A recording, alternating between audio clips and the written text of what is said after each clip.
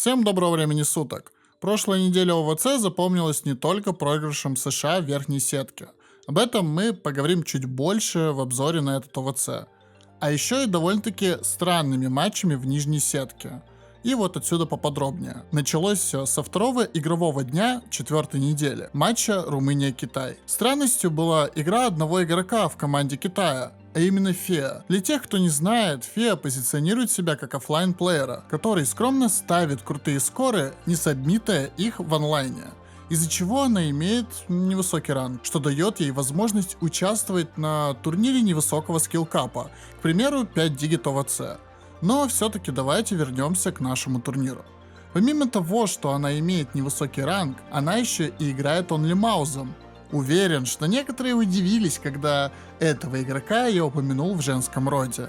В общем, уже неплохой пак такой получается. Теперь перейдем к ситуации. После матча Румынии против Китая, игроки Румынии решили проанализировать свою игру и разобрать моменты, где они могли ошибиться. Но по итогу они заметили весьма странные вещи, обратя внимание на нашу героиню. Все ее плеи начинались так. Ее курсор всегда находился на первой ноте, до ее появления. Также они обратили внимание на плей, где у нее курсор шел с задержкой. После курсор остановился на 150 миллисекунд, и она продолжила играть, как ни в чем не бывало. Давайте остановимся на этом моменте поподробнее, а именно обратим внимание на задержку в 150 миллисекунд. Для обычного человека, типа меня, тут не произошло ничего странного.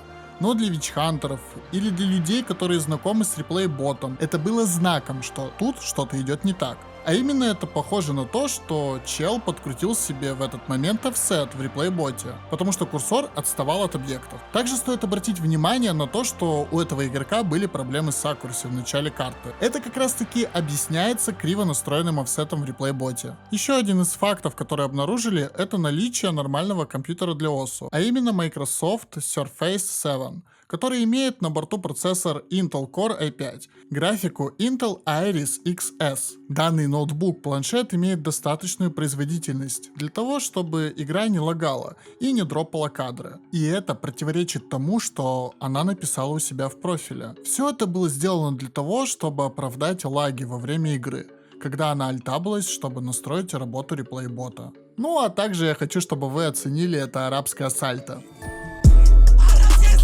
После всего этого румыны пересеклись с Чикони, и они ему передали информацию, которую обнаружили. Для Чикони было очевидно, что тут явно что-то не так, поэтому он создал репорт на сабреддите насчет данного игрока. И, наверное, очевидно для многих, что данный мув со стороны Чикони, особенно не вдаваясь в подробности, выглядит как минимум странно, учитывая, что данный репорт был за 2 часа перед матчем с Китаем. Особенно если учитывать один неприятный инцидент, который произошел до квалификации на ОВЦ. Дело в том, что пару человек с ОСУ Рукасты решили пройтись по всем составам и кинуть репорты на подозрительных людей. Целью такого движа стал один белорусский игрок с никнеймом Triple Six. Когда белорусская команда ОВЦ узнала про этот движ, Вудок накатил в Твиттере такой пост. Закончилось все тем, что человека поначалу забанили, но вскоре, когда вскрылась правда по данному игроку, его через 8 часов разбанили. Тем самым русские неплохо подмочили себе репутацию. Очевидно, что немногие могут мыслить адекватно и критически. Тем самым репорт Чикони просто прифайром считали очередной фигней и мошной, даже не разбираясь в ситуации. Но есть и люди, которым было не все равно, и просто так ситуацию с Феей оставлять они не собирались. На матче с Россией Фея вышла на 3 карты, и она повторила то, что делала на прошлом матче с Румынией. Стоит отметить, ОС-устав после матча с Румынией передал китайской команде просьбу, чтобы Фея либо подрубила стрим, либо записала лайфплей во время игры. Но вместо этого Фея выдает такое оправдание. Мол, сорян, у меня сожительница была в этот момент в ванной и не смогла записать ее игру на телефон, пообещав тем самым записать лайфплей на next игру. Очевидно, большинство игроков, которые ищут справедливости, это не устроило. А с оправдания поржали на стриме Талалы. Тут пишут, типа, то, что у нее соседка по комнате, типа, она попросила ее заснять, но она была в ванне. И когда, типа, играл с НМ3, она все еще была в ванне, поэтому Фея не вышла.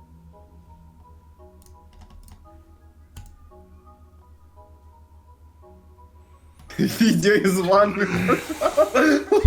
Вы прикиньте, вот такие отмазки придумывать. Напомню, данный игрок играет OnlyMouse. Вот как выглядит легитный лайфплей OnlyMouse плеера.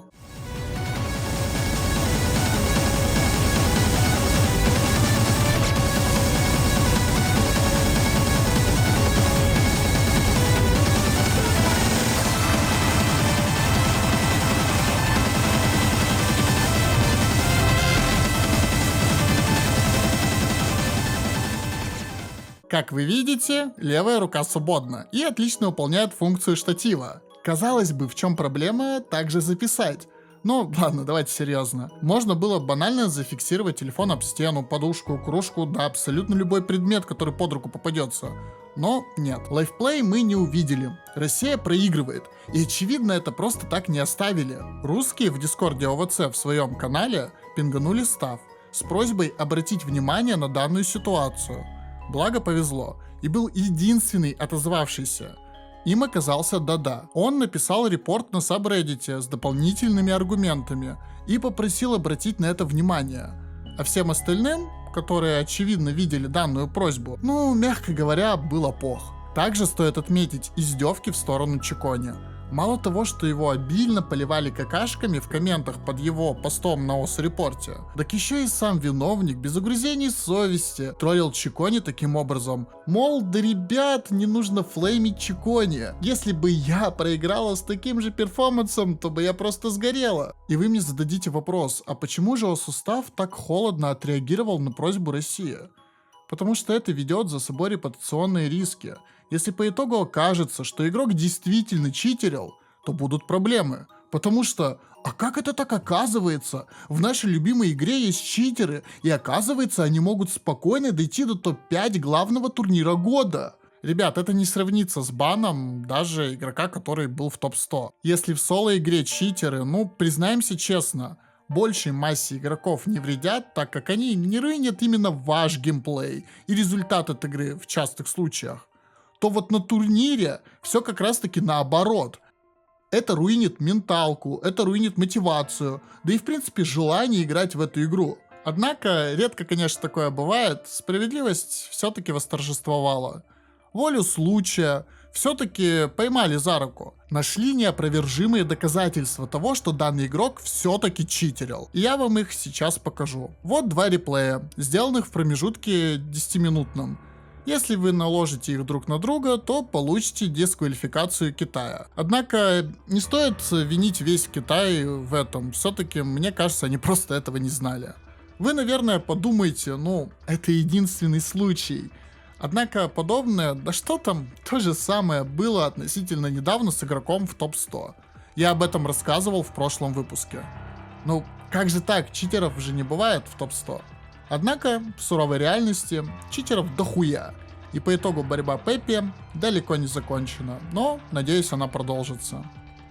Какие выводы можно сделать из данной истории? В первую очередь, любая ложь становится явью рано или поздно. Во вторую очередь, не стоит поливать говном, оскорблять человека за его подозрения.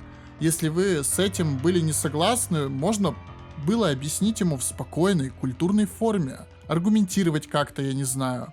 Или вообще не совать свой нос куда не надо. Надеюсь, для вас это будет уроком. Ну а что по ОВЦ? Россия все-таки по итогу будет играть с Румынией, а победитель этой встречи встретится с США. Спасибо за просмотр, огромное спасибо Вудуку, что уделил мне время, посвятил меня в курс дела, рассказал все поподробнее. Можете подписаться на его соцсети по ссылке в описании. Также, если вы хотите поддержать канал, подписывайтесь на Бусти, подписывайтесь на этот канал, ставьте лайки, в общем, разберетесь. Приходите на матчи России в эти выходные, не читерите, не болейте, всем удачи и до скорых встреч. Ты ничего не можешь, ты хуже всех, кем ты вырастешь, кем ты станешь, ты ничего не добьешься в жизни. Домой.